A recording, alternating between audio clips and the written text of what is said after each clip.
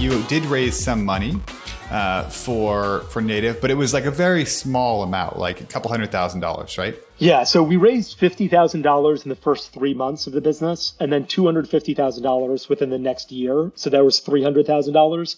We raised another $200,000 like within the last 4 months of selling. Like even when we were in a sale process, to be honest, we raised a little bit of money, not because we needed it. Like when we sold the business, we had about 12 million in cash on the balance sheet. Like it was a very profitable business. But we were talking to people that I really liked, and I wanted to I wanted to have them as part of the journey of Native, and I wanted to be friends with them later on and all of those things. And so we raised $200,000, virtually when we were selling the business, we raised $200,000. What have you learned about raising money, and would you approach another next company differently? Would you raise money for it? How do you think about that? I think it can be polarizing for people. Some people are like, bootstrap only, it's the only way to do it. Other people are like, you got to raise money.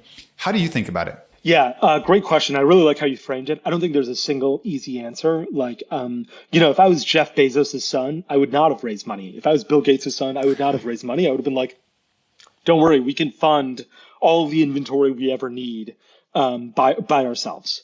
So I think it's a really personal decision. And, I had the benefit of having sold a previous e-commerce business.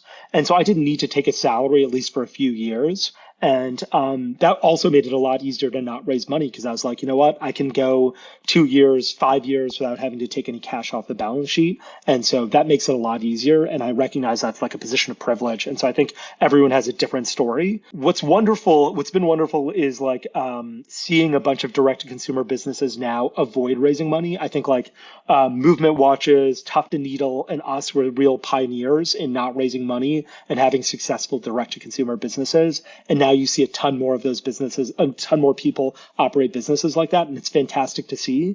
And what's also amazing is just outcomes are better. I'm not sure if they're better or easier or a combination of both for everyone.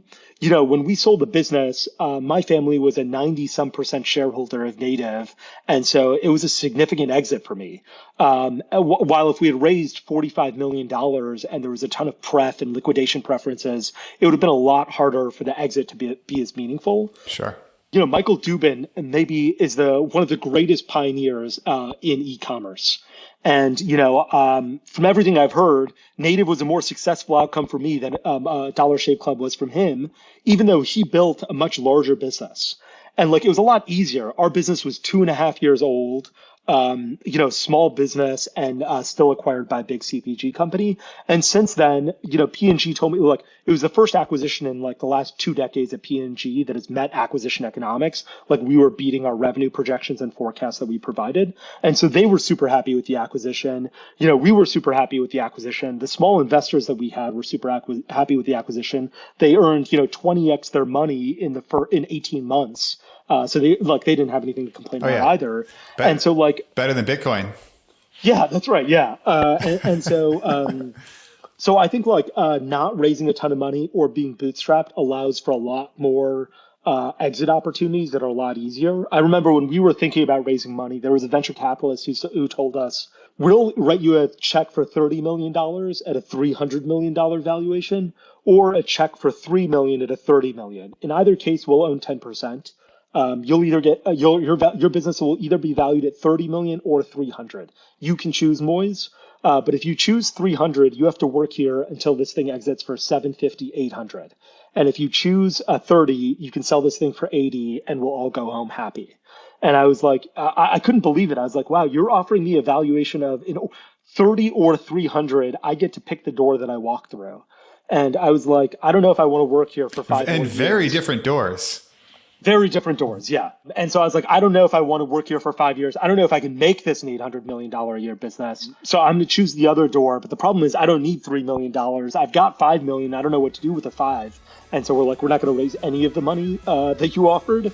But it was really interesting to sort of experience the different types of valuations that you could get from venture capitalists.